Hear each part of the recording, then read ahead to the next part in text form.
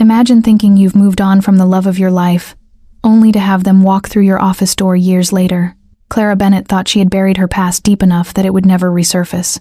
But sometimes fate has a twisted sense of humor. Before we dive into this emotional roller coaster, make sure to subscribe to the channel, hit that notification bell, and let me know in the comments where you're watching from.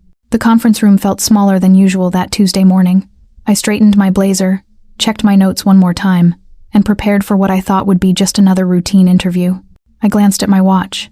10:15 a.m. The candidate was already 15 minutes late, and my patience was wearing thin. I had 3 more interviews scheduled after this one, and a board meeting at 2. Time was money, and I didn't have either to waste. My assistant knocked on the glass door. "Miss Bennett, your 10 is here."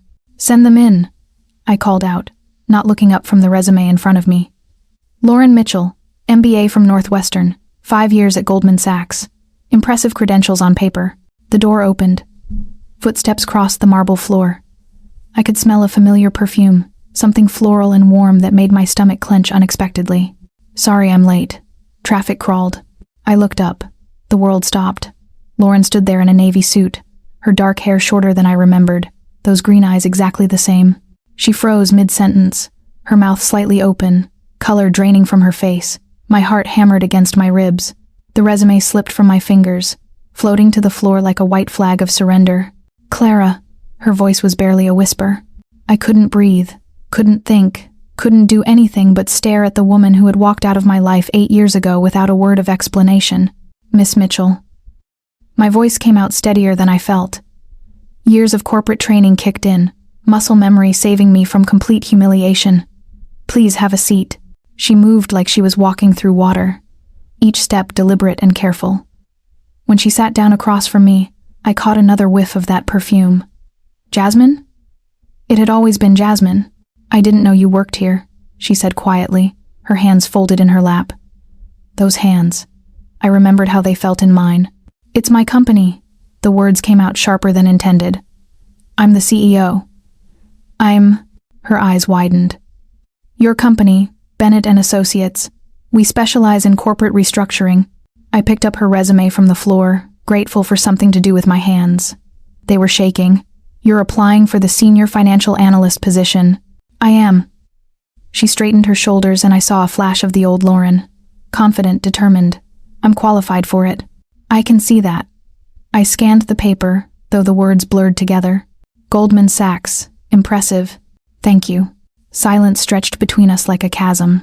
The air conditioning hummed. Outside, traffic moved in its endless rhythm. Inside this room, time had folded in on itself, bringing the past crashing into the present. I forced myself to look at her properly. Really, look. She was thinner than before, with tiny lines around her eyes that hadn't been there in college. Her left hand rested on the table. No wedding ring. That observation hit me harder than it should have. "Why did you leave Goldman?" I asked, falling back on safe professional questions. "I wanted a change, something more meaningful than just making rich people richer." She paused. "I heard good things about your company, about how you help businesses rebuild, instead of just tearing them down. And you think you'd be a good fit here?" "I know I would be." The confidence in her voice was like a punch to the gut. This was the Lauren I'd fallen in love with. The one who could walk into any room and own it. The one who'd made me believe I could conquer the world as long as she was beside me. "Tell me about your experience with crisis management," I said, hating how my voice caught slightly on the word crisis.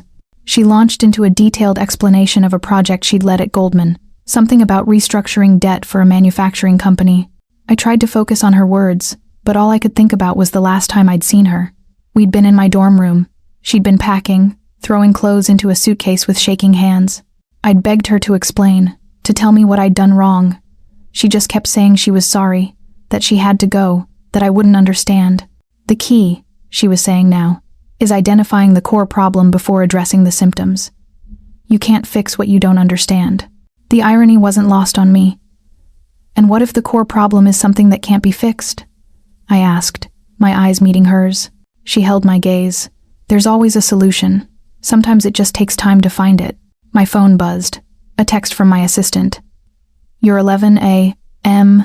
is here early. Should I reschedule?" I looked at the message, then at Lauren. She was watching me with those green eyes, waiting. I need to wrap this up, I said. Do you have any questions for me? Just one. She leaned forward slightly. If I get this job, will you be able to work with me? The question hung in the air between us. Professional, reasonable, loaded with 8 years of unspoken history. I'm a professional, Miss Mitchell. I can work with anyone who's qualified for the position. And am I qualified? I studied her resume one more time, though I already knew the answer. She was overqualified, if anything.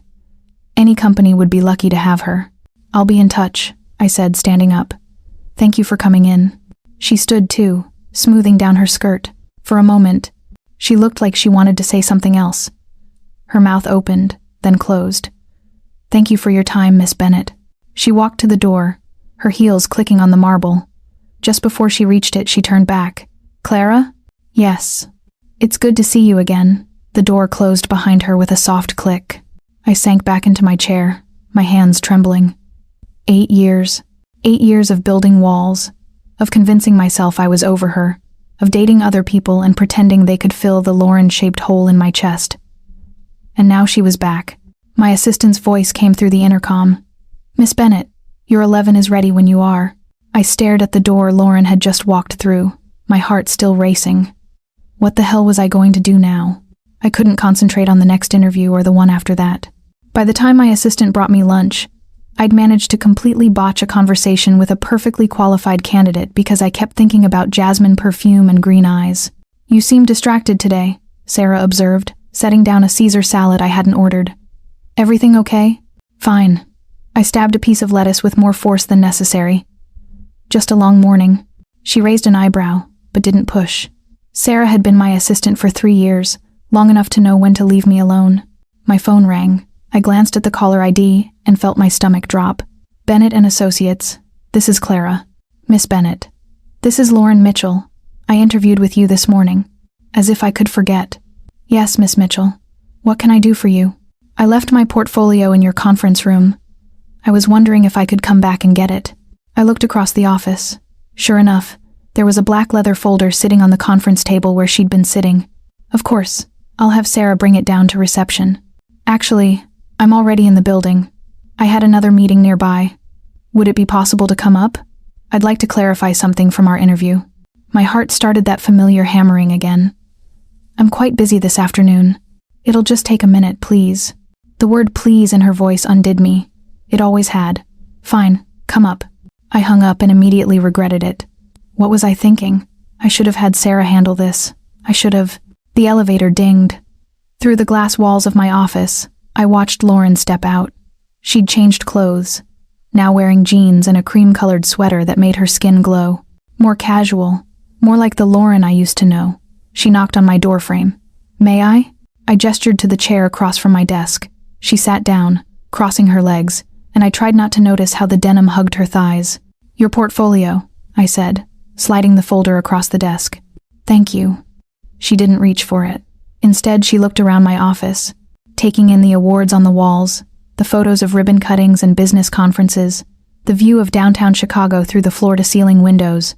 You've done well for yourself, she said softly. I've worked hard. You always did. Even in college, you were the most driven person I knew. What did you want to clarify about the interview? I asked, desperate to steer the conversation back to safe territory. She was quiet for a moment, her fingers tracing the edge of the portfolio. I wanted to explain why I was late this morning. Traffic happens. It wasn't traffic. She looked up at me. I sat in my car in your parking garage for 20 minutes trying to work up the courage to come upstairs. My breath caught. Lauren, I knew you worked here. I've known for years. I've been following your career, Clara. I know about the company you built, the awards you've won, the speech you gave at the Women in Business conference last year. You've been following my career.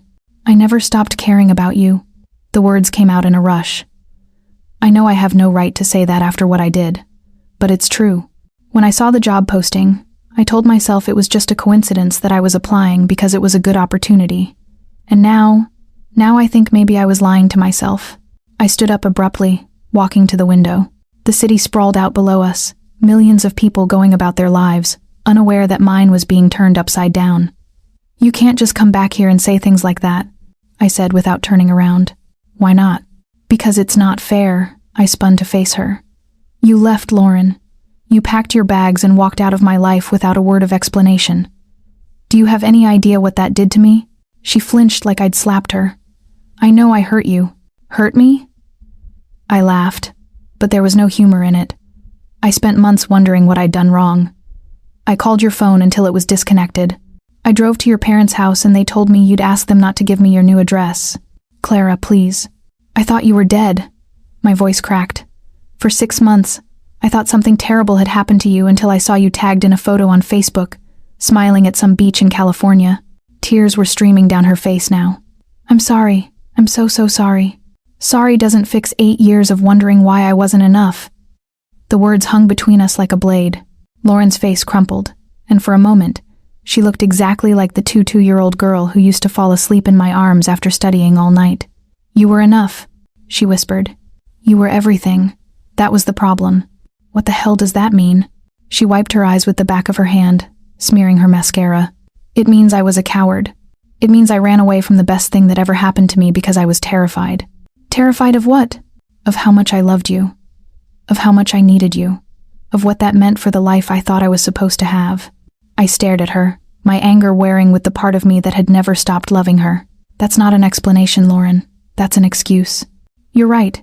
She stood up, grabbing her portfolio. I should go. I shouldn't have come here. I shouldn't have applied for the job. I should have left you alone. She headed for the door and suddenly I was 22 again, watching her pack that suitcase, feeling helpless and desperate. Wait.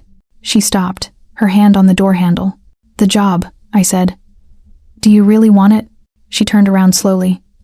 Yes. Why? Because I'm good at what I do. Because your company does important work. And because, she took a shaky breath, because I want the chance to prove that I'm not the same person who ran away 8 years ago. I studied her face, looking for signs of deception. All I saw was raw honesty and pain that matched my own. The position starts Monday. Salary is what we discussed. You'll report to David Chen, our CFO. Her eyes widened. You're giving me the job. I'm giving you a chance. Don't make me regret it. She nodded, clutching the portfolio to her chest. Thank you. This is strictly professional, Lauren. Whatever happened between us in the past stays in the past. Are we clear? Crystal clear. But as she walked out of my office, I caught her reflection in the window. She was smiling through her tears, and despite everything, despite the hurt and the anger and the 8 years of trying to forget her, I felt something I hadn't felt in a long time. Hope. 8 years ago. You're going to wear a hole in the carpet. Lauren laughed from her spot on my dorm room bed, watching me pace back and forth. I can't help it. I'm nervous. I stopped pacing and looked at her, really looked at her.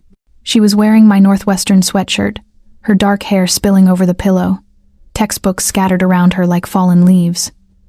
What if I don't get into the MBA program? Then you'll apply somewhere else, or you'll start your own company right out of undergrad. Clara Bennett doesn't take no for an answer. How can you be so calm about this? She patted the bed beside her. Come here. I climbed onto the narrow twin bed, and she immediately wrapped her arms around me. I breathed in the scent of her shampoo, something fruity that always made me think of summer. Because, she said, pressing a kiss to my temple, I know you. You're going to change the world, Clara. With or without that MBA. What about you? Have you heard back from any of the law schools yet? I felt her tense slightly. Not yet, but you applied, right? We talked about this. Columbia, NYU, Georgetown. I applied. Her voice was quiet, distant. I pulled back to look at her. What's wrong? Nothing's wrong. What if I don't want to be a lawyer? Since when? You've been talking about law school since freshman year. Since I realized that maybe I've been planning someone else's life instead of my own. I frowned. What do you mean? She was quiet for a long moment, her fingers tracing patterns on my arm. My parents have this whole vision for my life. Law school, corporate law, marriage to someone appropriate, kids, the whole suburban dream. And that's not what you want. I want you. She said it so simply, like it was the most obvious thing in the world. I want to wake up next to you every morning. I want to build something together. I want to be brave enough to tell my parents that their daughter is in love with a woman, and that's not going to change. My heart swelled. So tell them. It's not that simple. Why not? She sat up, pulling away from me. Because they'll cut me off financially, emotionally, everything. And then what? How do I pay for law school? How do I?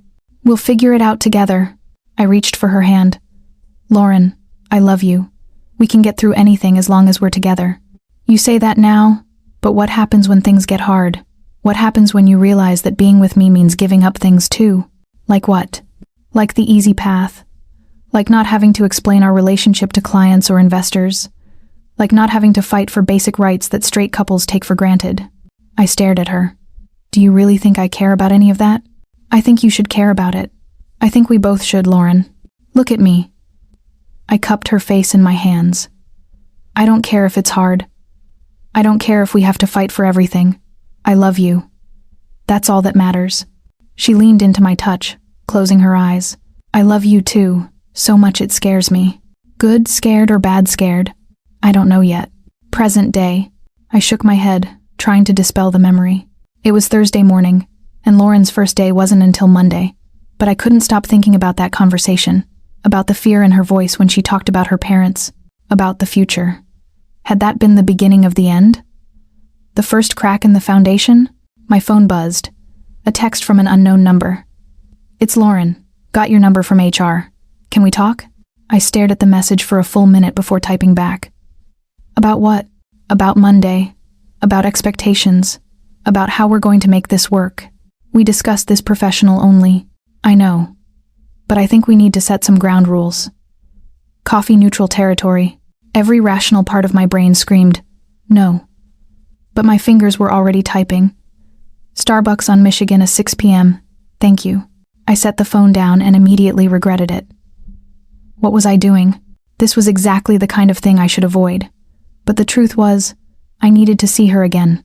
I needed to prove to myself that I could be in the same room with her without falling apart. At 6 p.m., sharp, I walked into the Starbucks. It was crowded with the after-work crowd, people grabbing caffeine fixes before heading home. I spotted Lauren immediately. She was sitting at a corner table, 2 cups already in front of her. You remembered, I said, sliding into the chair across from her. She'd ordered my usual Grande Pike Place, black. Some things you don't forget. I took a sip of coffee, grateful for something to do with my hands.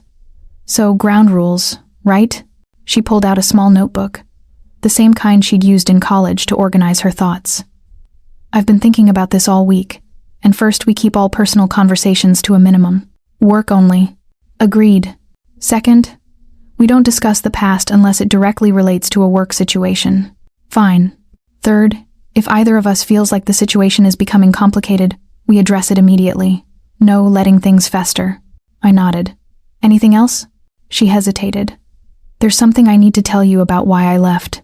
Lauren, I know we said no personal stuff, but this is important. You deserve to know. I wanted to say no. I wanted to stick to our agreement, but the look in her eyes stopped me. Okay. She took a deep breath. 3 days before I left, I got a call from my mother.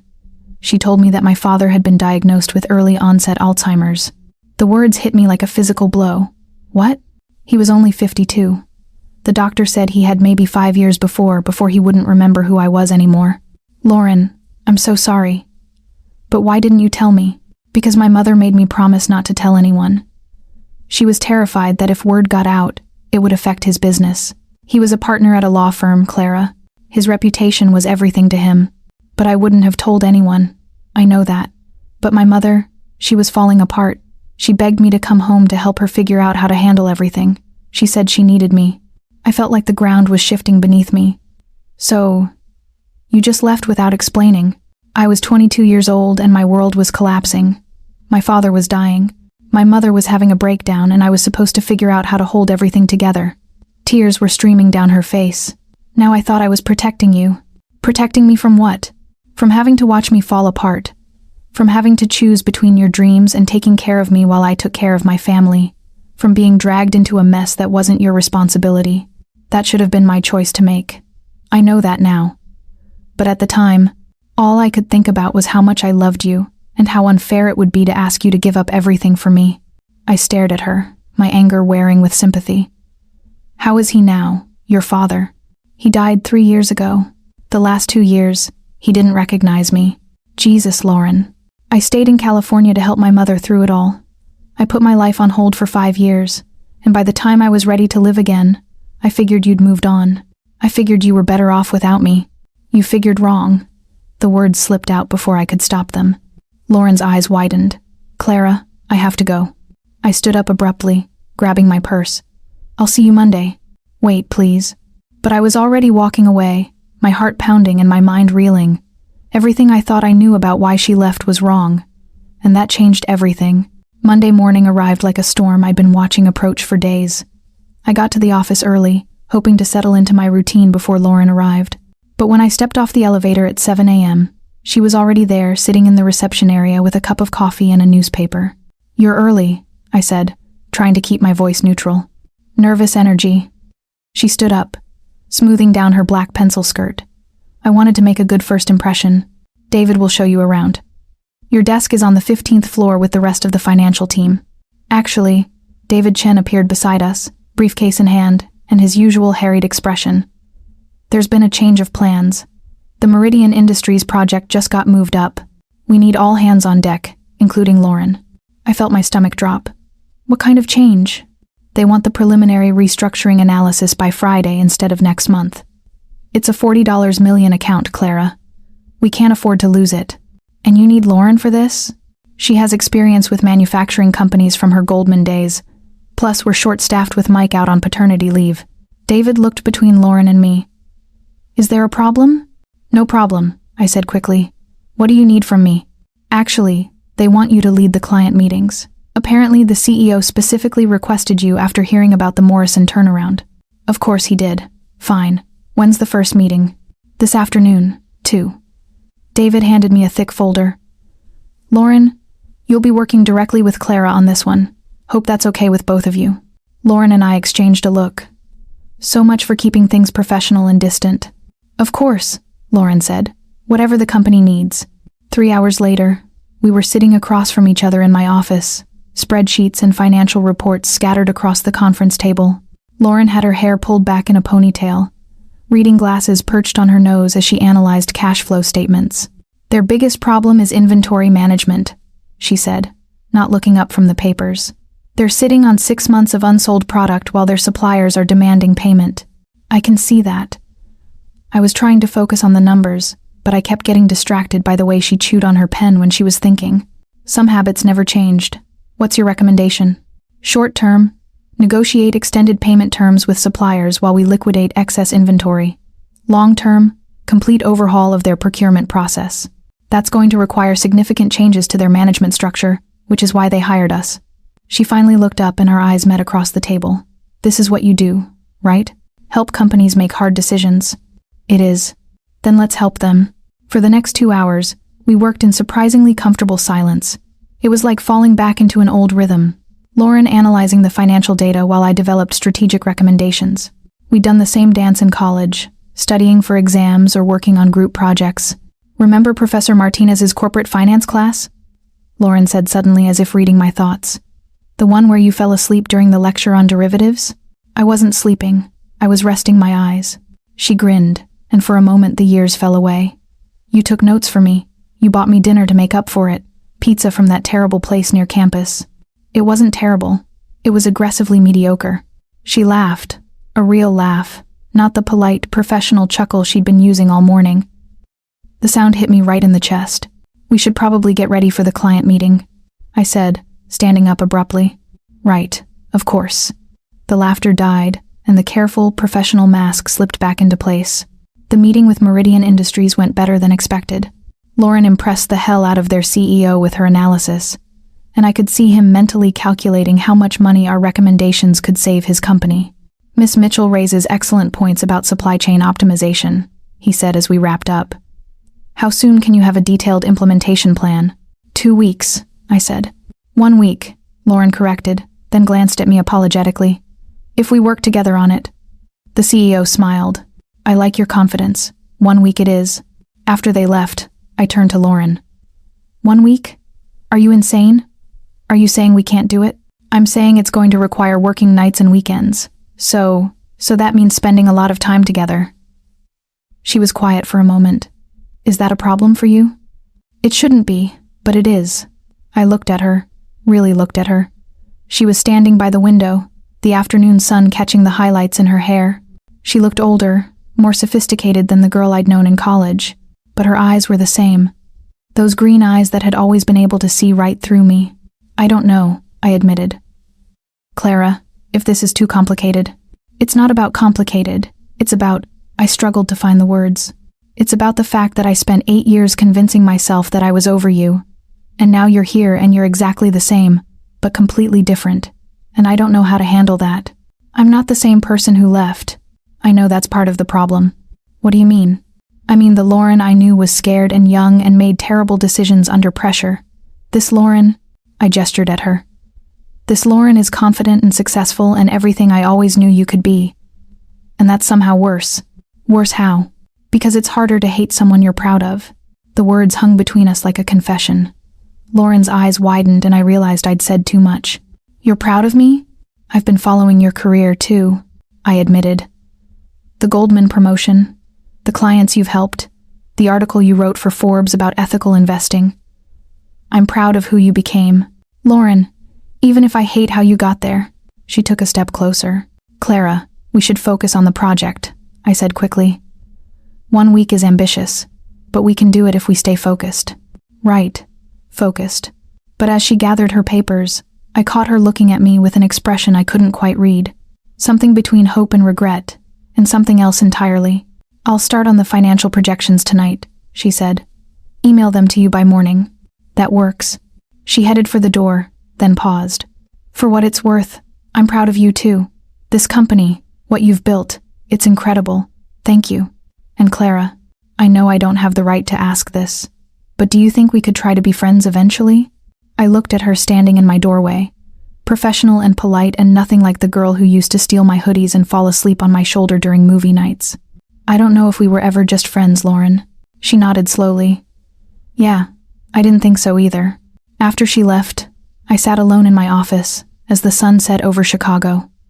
1 week, 7 days of working closely together, of pretending that my heart didn't skip a beat every time she smiled, of acting like I didn't notice the way she still twisted her hair around her finger when she was nervous. This was either going to be the longest week of my life, or it was going to change everything. I was terrified to find out which. By Thursday, we'd fallen into a routine that felt dangerously comfortable. Lauren would arrive at my office around 8 a.m., with 2 cups of coffee, mine black, hers with enough cream and sugar to qualify as dessert. We'd work until lunch, grab sandwiches from the deli downstairs, then work until well past dinner. It should have been torture. Instead, it was the best week I'd had in years. I think we're overthinking the staffing recommendations, Lauren said, leaning back in her chair and rubbing her eyes. It was nearly 9 p.m., and the office was empty except for us and the cleaning crew. How so? We're recommending they cut 30% of their workforce. But what if we focused on retraining instead? Cross-training employees for multiple departments could give them more flexibility without the layoffs. I looked up from my laptop. That's actually brilliant. Why didn't I think of that? Because you're too close to it. Sometimes you need fresh eyes. Is that your professional opinion, Dr. Mitchell? She grinned. It's my personal opinion about you specifically. You always were too hard on yourself. The comment was casual, friendly even, but it hit me like a physical blow because it was so familiar. How many times had she said something similar in college? How many times had she been the voice of reason when I was spiraling about grades or internships or the future? Clara, you okay? I realized I'd been staring at her. Fine, just tired. We should probably call it a night. We can finish the presentation tomorrow. Yeah, probably. But neither of us moved. The office was quiet except for the hum of the air conditioning and the distant sound of traffic 15 floors below. Lauren was wearing jeans and a Northwestern sweatshirt. Not mine, but similar enough to make my chest ache with memory. Can I ask you something? She said suddenly. Depends what it is. After I left, did you ever think about trying to find me? The question caught me off guard every day for the first year. But you didn't. I tried. I hired a private investigator. Her eyes widened. You did? He found you in San Francisco. You were working at a small firm living in a studio apartment in the Mission District. You looked? I paused, remembering the photos he'd shown me. You looked happy. I wasn't. I didn't know that. All I knew was that you'd built a life without me. So, I told him to stop looking. Clara, my turn to ask a question. I closed my laptop and leaned forward. If your father hadn't gotten sick, would you have stayed? She was quiet for a long moment, her fingers tracing the rim of her coffee cup. "I don't know," she said finally. "I was so scared back then. Scared of disappointing my parents. Scared of what it meant to be gay in a world that wasn't always accepting. Scared of how much I loved you. Scared of loving me. Scared of needing you as much as I did. I'd never felt anything like that before, Clara. It was overwhelming. So you ran. So I ran." She looked up at me, tears in her eyes. "And I've regretted it every day since." "Don't say that." "Why not?" "It's true, because it's not fair." I stood up, pacing to the window. "You don't get to come back here and tell me you regretted leaving.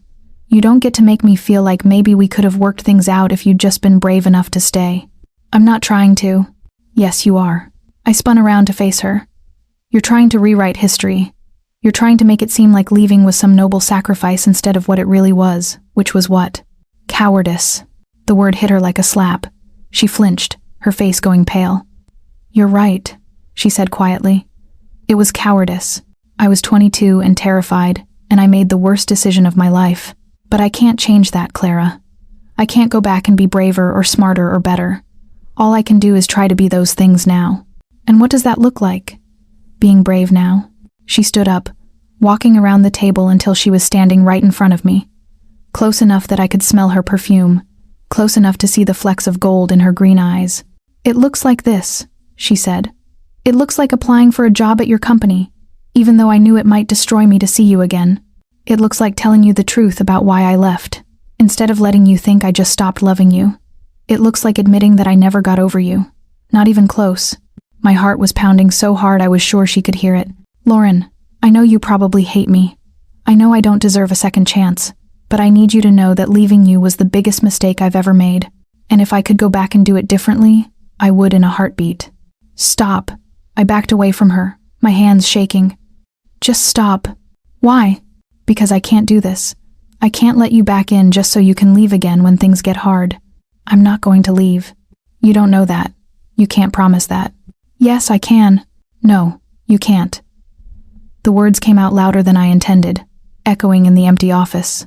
"You can't promise that because you already proved that when things get complicated, when life gets messy, you run. And I can't survive you leaving me again, Lauren. I barely survived it the first time." Tears were streaming down both our faces now. Lauren reached for me, but I stepped back. "I should go," I said, grabbing my purse and jacket. "We can finish the presentation tomorrow." "Clara, please don't leave like this." "I'm not leaving. I'm going home. There's a difference." But as I walked toward the elevator, I heard her voice behind me, small and broken. "I love you. I never stopped loving you." I stopped walking. My hand was on the elevator button, but I couldn't press it. "That's not enough," I said without turning around. "Love was never our problem, Lauren. Trust was." The elevator doors opened and I stepped inside. As they closed, I saw Lauren standing alone in the hallway, looking exactly like she had 8 years ago when Id begged her not to go. Except this time, I was the one leaving, and somehow that felt even worse. I didn't sleep that night. I lay in bed, staring at the ceiling, replaying every word of our conversation. By 5 a.m., I gave up and went for a run along the lakefront, hoping the cold October air would clear my head. It didn't help. All I could think about was the look on Lauren's face when I'd walked away. When I got to the office at 7 a.m., there was a coffee cup on my desk with a note attached. "I'm sorry, Elle." I found her in the conference room already working on the presentation. She looked like she hadn't slept either. Her eyes were red-rimmed and she was wearing the same clothes from yesterday. "You don't have to apologize," I said, sitting down across from her. "Yes, I do. I pushed too hard. I said things I shouldn't have said. You told me the truth. That's not something to apologize for." She looked up at me, hope flickering in her eyes. "So where does that leave us?" "I don't know." We worked in silence for the next 2 hours, putting the finishing touches on our presentation. The tension between us was thick enough to cut with a knife, but we were both professionals. We had a job to do. At 10 a.m., the Meridian Industries team arrived. Lauren and I presented our recommendations with the kind of seamless coordination that comes from years of knowing someone's thought patterns. We anticipated each other's points, built on each other's ideas, and by the end of the hour, we had a signed contract for a 6-month restructuring project. "Excellent work," David said after the clients left. "Both of you. This is exactly the kind of collaboration I was hoping for." After David left, Lauren and I stood alone in the conference room, the signed contract between us on the table. "We make a good team," she said quietly. "We always did, Clara, about last night." "I've been thinking about what you said about being brave." She waited, not saying anything. I realized something. I've been so focused on protecting myself from getting hurt again that I haven't been living. I've been existing but not living. "What do you mean?" I took a deep breath. "I mean, I haven't been in a serious relationship since you. I've dated, but I've never let anyone get close enough to matter. I've built this company, achieved everything I thought I wanted, but I've been doing it all alone." "Clara, I'm not finished." I looked at her directly. "You were right about one thing. We were never just friends. From the moment I met you freshman year, you were it for me, the person I wanted to build a life with. And when you left, it felt like someone had ripped out half my soul." Tears were starting to fall down her cheeks again. "But here's the thing," I continued. "I survived it. I built a life without you, a good life. And I'm not willing to give that up for someone who might run away again when things get difficult." "I understand." "Do you?" "Because I don't think you do." I moved closer to her. "I'm not saying no, Lauren. I'm saying prove it." "Prove what?" "Prove that you're not the same person who ran away 8 years ago. Prove that you're willing to fight for us this time instead of making decisions for both of us without consulting me." "How?" "I don't know. That's up to you to figure out." She nodded slowly. "And in the meantime, we work together. We see how it goes. We take it one day at a time." "I can do that." "Can you?" "Because it's going to be hard, Lauren. Working together every day, being around each other, pretending we don't have this history. I'm not interested in pretending we don't have history. Our history is part of who we are. But I am interested in proving that we can have a future too." I studied her face, looking for any sign of the uncertainty that had driven her away before. All I saw was determination. "Okay," I said finally. Okay, let's see what happens." A smile broke across her face. The first real smile I'd seen from her since she'd walked into my office a week ago. "Thank you," she said, "for giving me a chance. Don't thank me yet. I'm not going to make this easy for you. I wouldn't expect you to." My phone buzzed with a text from David. "Drinks tonight to celebrate the Meridian contract. Whole team invited." I showed Lauren the message. "You up for celebrating with the team? Are you asking me as my boss? Or as someone who's curious to see how you handle yourself at a company happy hour?" She grinned. Challenge accepted. That evening, I watched Lauren charm my entire team at the bar down the street from our office. She remembered everyone's names, asked thoughtful questions about their projects, and somehow managed to get our notoriously shy IT director to tell jokes. "She's good," David said, appearing beside me at the bar. "Really good. Where did you find her?" "She found us," I said, watching Lauren laugh at something one of the junior analysts had said. "Well, however it happened, don't let her get away. Talent like that is rare. If only he knew." Around 10 p.m., the group started to disperse. Lauren and I found ourselves walking to the parking garage together, the October night crisp and clear. "Your team is great," she said as we reached our cars. "They seem to like you too, even knowing that we have history." I stopped walking. "They don't know we have history. Clara, I've seen the way you look at me when you think no one's watching, and I've seen the way they look at us when we're working together. We're not as subtle as we think we are. Is that a problem? Not for me? Is it for you?" I considered the question. A week ago, the idea of my employees knowing about my personal life would have horrified me. Now, standing in the parking garage with Lauren, it didn't seem so terrible. "No," I said. "It's not a problem." "Good." She unlocked her car, then turned back to me. "Clara, yeah, thank you for today, for this week, for everything." "You don't have to thank me." "Yes, I do. You could have made this impossible for me. You could have fired me or transferred me or made my life hell. Instead, you gave me a chance to prove myself. You proved yourself. The Meridian contract was all you. It was us. It was always us." She got in her car and drove away, leaving me standing alone in the parking garage. But for the first time in 8 years, being alone didn't feel like a punishment. It felt like possibility. 6 months later, the Morrison Industries restructuring is officially complete. I announced to the Monday morning staff meeting, "Revenue is up 30%, They've retained 95% of their workforce, and they just signed a 5-year contract extension with us. The conference room erupted in applause. Across the table, Lauren caught my eye and smiled. Over the past 6 months, we'd worked on 4 major projects together, and each one had been more successful than the last. "Lauren, why don't you walk everyone through the final numbers?" I said. She stood up, confident and poised, and launched into a detailed analysis of the project outcomes. I watched my team hang on her every word and felt that familiar surge of pride. She'd become indispensable to the company and to me, though I was still figuring out what that meant. After the meeting, Lauren lingered as everyone else filed out. "Good presentation," I said. "Thanks, I learned from the best. Flattery will get you everywhere. Is that a promise?" The flirting had become easier over the months, more natural. We'd settled into a rhythm that felt sustainable, professional during the day, friendly after hours, with an undercurrent of something more that we both acknowledged but hadn't acted on. "Actually," Lauren said, "I wanted to talk to you about something." "What's up?"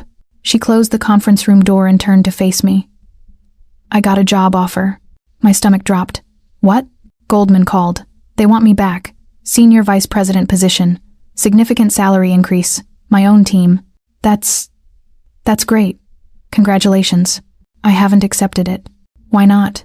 "Because I don't want it." I stared at her. "Lauren, it's Goldman Sachs. It's everything you worked toward before."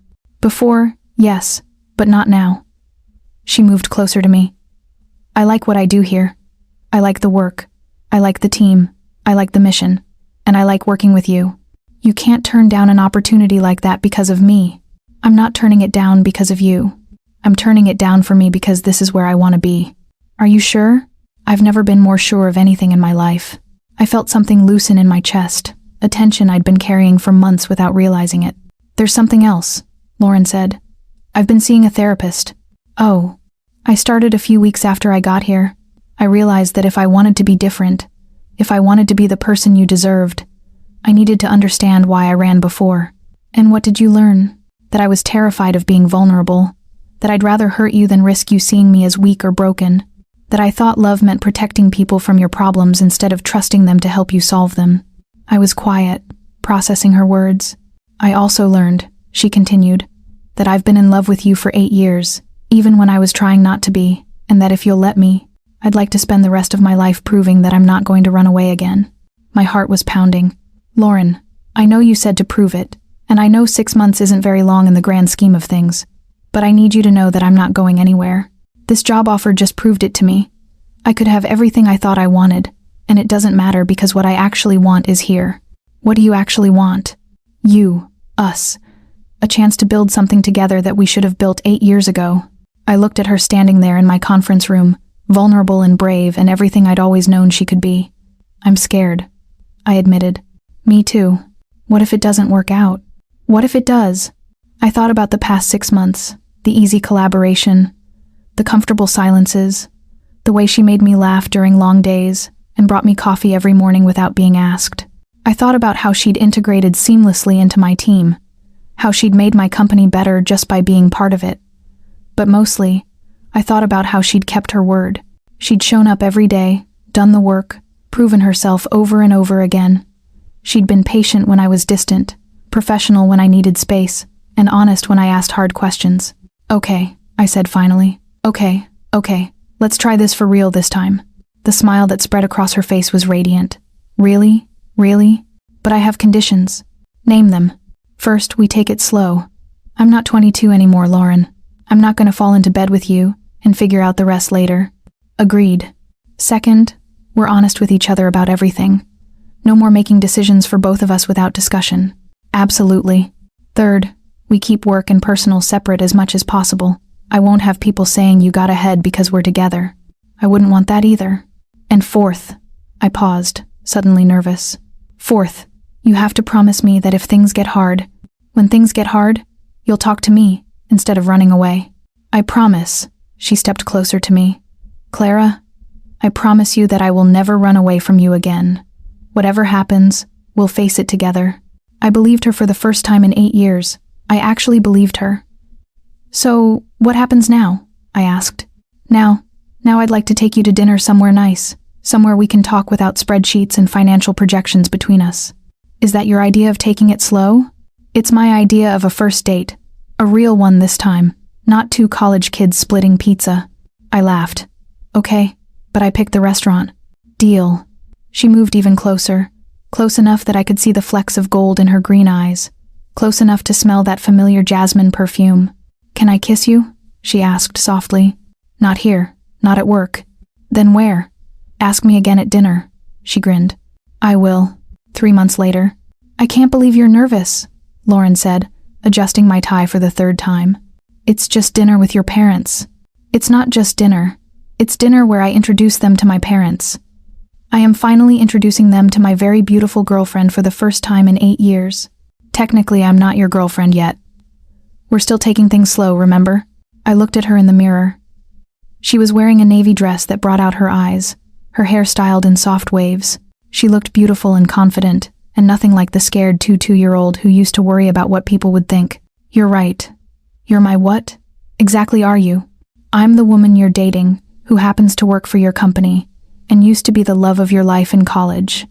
That's a mouthful. I prefer Lauren. I turned around to face her. Are you nervous? Terrified, but good terrified. Good terrified. The kind of terrified that means something matters. The kind that means you're about to do something that could change your life. I reached for her hands. My life already changed. The day you walked back into my office. For better or worse, definitely better. She smiled. That radiant smile that had been lighting up my days for the past 3 months. We'd been taking things slow, just like I'd insisted.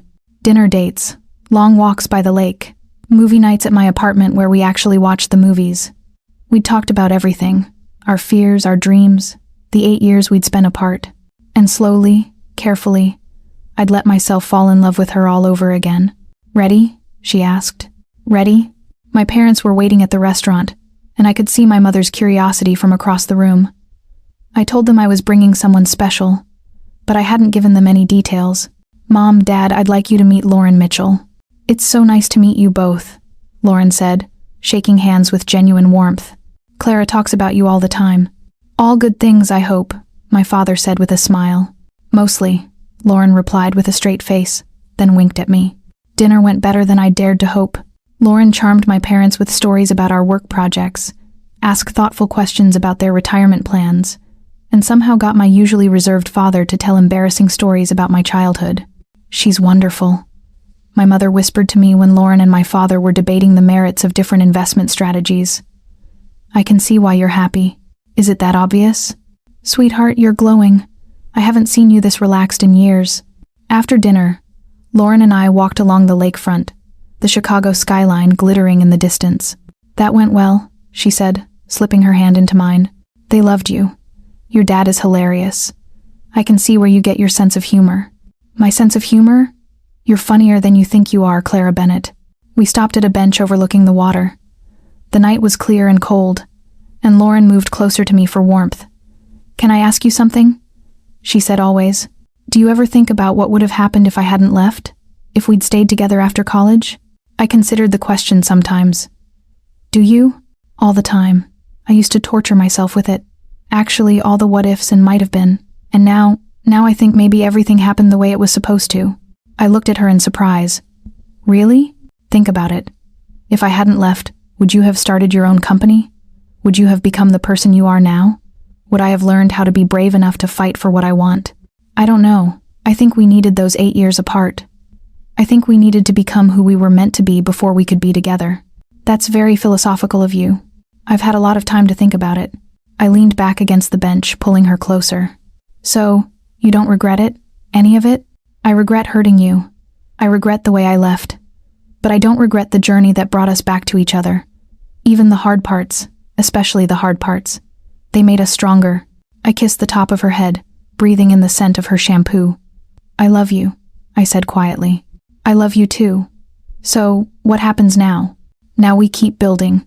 One day at a time, one project at a time, one moment at a time. That sounds perfect. It does, doesn't it? We sat there in comfortable silence, watching the waves lap against the shore. The future stretched out ahead of us, uncertain but full of possibility. We had work to do, dreams to chase, a life to build together. But for now, this moment was enough. Lauren was here in my arms, choosing to stay. And for the first time in 8 years, I wasn't afraid of what tomorrow might bring. Because whatever came next, we'd face it together. And that made all the difference. 1 year later, Bennett and Associates is proud to announce the promotion of Lauren Mitchell to partner. I read from the press release. Miss Mitchell will be heading our new West Coast division, expanding our services to clients in California and beyond. The office erupted in applause. Lauren stood beside me, beaming with pride and well-deserved success. "Speech," someone called out. Lauren stepped forward. "Thank you all for this incredible opportunity. When I first walked into this office 18 months ago, I never imagined I'd find not just a job, but a home. You've all become family to me, and I'm excited to build something amazing together." More applause. As the crowd dispersed, Lauren caught my eye and mouthed, "Thank you." I mouthed back, "You earned it." Because she had. The West Coast expansion had been her idea, her project, her vision. She'd proven herself over and over again, not just to me, but to everyone. That evening, we celebrated at our favorite restaurant, the same place we'd had our first real date 9 months earlier. "Partner," I said, raising my glass. "How does it feel?" "Surreal, amazing, terrifying, good, terrifying, the best kind." We clinked glasses, and I felt that familiar surge of pride and love and gratitude for this incredible woman who'd fought her way back into my life. "There's something else," Lauren said, reaching into her purse. "Something I've been wanting to ask you." My heart stopped as she pulled out a small velvet box. "Dearest Clara Bennett," she said, opening the box to reveal a simple, elegant diamond ring. "You are the love of my life, my best friend, my partner, and everything that matters. Will you marry me?" I stared at the ring, then at her face, nervous and hopeful and so full of love. It took my breath away. "Yes," I whispered. "Yes, of course, yes." She slipped the ring onto my finger with shaking hands. And then we were both crying and laughing and kissing across the table while other diners applauded around us. "I love you," she said against my lips. "I love you so much." "I love you too. Forever this time." "Forever this time," she agreed. And as we sat there in that restaurant planning our future and dreaming our dreams, I knew that sometimes the best love stories aren't about finding someone new. Sometimes they're about finding your way back to the person who was always meant to be yours. Sometimes fate really does bring you exactly where you need to be, even if it takes 8 years and a job interview to get there. Thank you for joining Clara and Lauren on their journey back to each other. If this story touched your heart, please subscribe to our channel for more emotional mini-series and let us know in the comments. Do you believe in second chances at love? Share your thoughts.